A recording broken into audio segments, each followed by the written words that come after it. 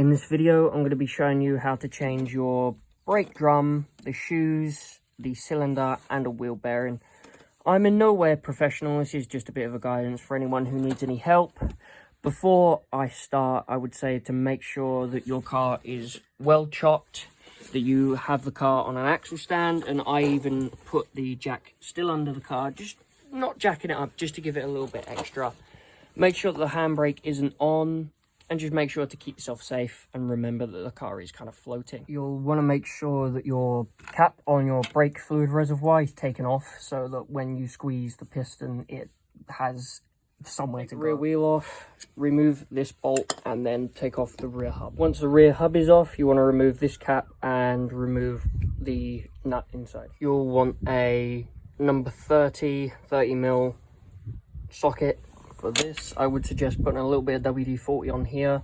Make sure that the car is definitely secure when you push down on this. It'll probably require about 60 kilos of force. Once the nut is removed, give it a few taps all the way around, and then this should just slide out. Here's the bearing, here's the old one, pretty worn out.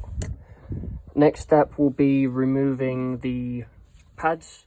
You'll need a pair of pointy nose pliers, push in and turn until it aligns with the keyway. I would also suggest putting your finger on the back here to apply pressure to stop them from turning. Once you've taken those springs out, you'll just push the pins out of the back. This should be loose.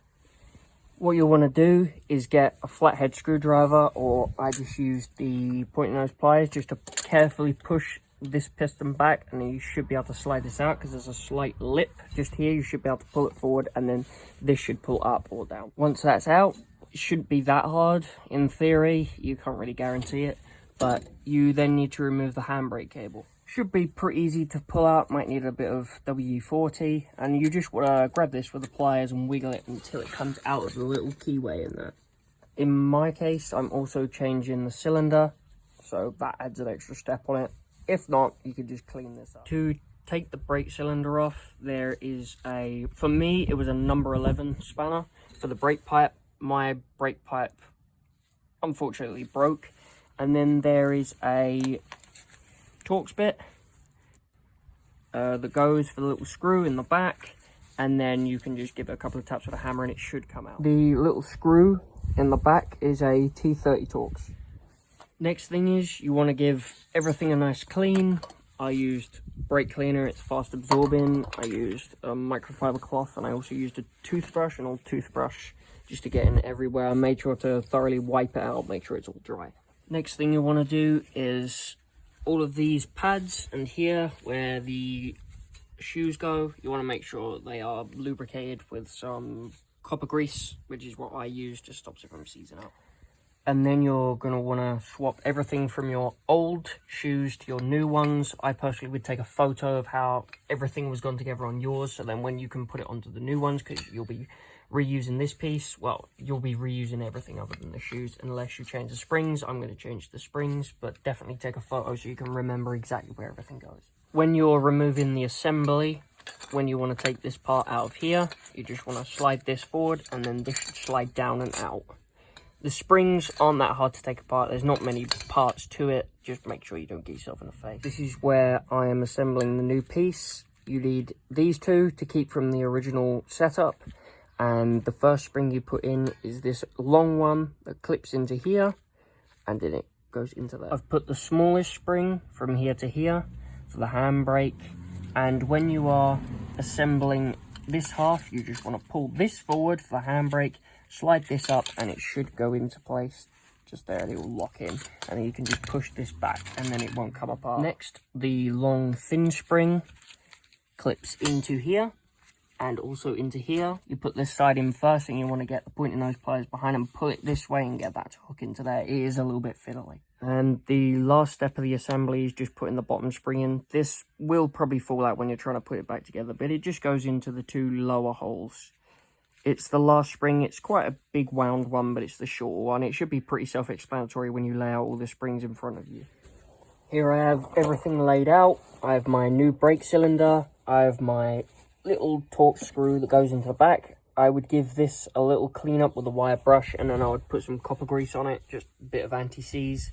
You want to remove this cap, slide it in, put the screw in the back just to align it, but don't do it up fully, and then put your brake pipe. Here I have the cylinder put in, the bolt put into the back, not completely done up, you just want to do it finger tight, and then you want to just push these in and try and turn them just to make sure they're aligned, so when the pads come in. Also, make sure when you're using copper grease, you don't get it anywhere that it's going to get on the brakes. I know it sounds obvious, but just in case. Unfortunately for me, because my brake line broke, I am going to be replacing this, but this is the step where you would want to do up the little ferrule piece on the end. Make sure not to over tighten it, make sure it's snug, make sure for no leaks, wipe it. Next thing you're going to want to do is put your handbrake cable in. This is probably the hardest part, well for me anyway, of this whole process, is trying to get this spring backwards and have enough room just so that you can clip it onto the little opening there. I would personally use a pair of bullnose pliers and then a pair of pointy nose pliers on here, pull it back and then make sure to hold it with the pliers so it doesn't spring back. Once your handbrake cable is in, you want to put the bottom portions in. I actually found that it was a little bit too difficult to get it in with the new spring, so I reused the old one because there was nothing wrong with it. I just put one end onto here, stretched it over, got it clipped onto there, and then pushed the pistons back and slide it back in, and it's in now. Then you want to put these sprung pins in, which consists of putting the pin in through the back, making sure to keep your finger on it. Put the spring over the top. You want to hold the cap with, which I use was bullnose pliers, push against it and turn until it goes into that little keyway. It shouldn't be too difficult. That part is done. You just want to make sure your springs are aligned nicely, and then we'll get onto the wheel bearing. And for the wheel bearing, what I did is I wiped the outside of the face of the wheel bearing with some brake cleaner and a rag. I put a little bit of copper grease on there. It's a personal thing, I like doing it. Just gives me a bit of reassurance. The wheel bearing is now in. You just want to make sure that it turns freely. Might need a little bit of wiggling to get it onto the shaft, and you want to just make sure it's all the way back. Next thing we're going to do is put the nut on. You want to tighten that nut up with just a normal wrench with the number 30mm socket, just so.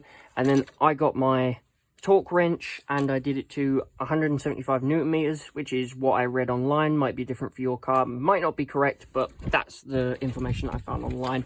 You want to make sure this is torqued, and you want to make sure this spins freely. You'll want to put on your center cap. This is a new center cap, so it required a little bit of fiddling to get it on, and then that means it is now ready for the brake drum. When you put your brake drum on, I personally like to give it just a little bit of a clean with some brake cleaner on the inside just to get rid of any oil. You want to slide this on, and then I like to put a wheel bolt into it just to align it before I put the little screw in.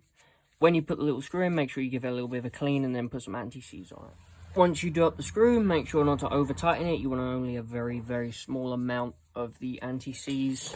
I'd remove the wheel bolt, give everything a clean, and then you should be good to put the wheel on. After that, you would want to bleed your brakes thoroughly. There's plenty of information online of how to do that. I personally need to change my brake pipe, and then I'll be able to bleed the system, but it's as easy as that really. It didn't take very long. It's quite a simple process. There is a few fiddly bits to it.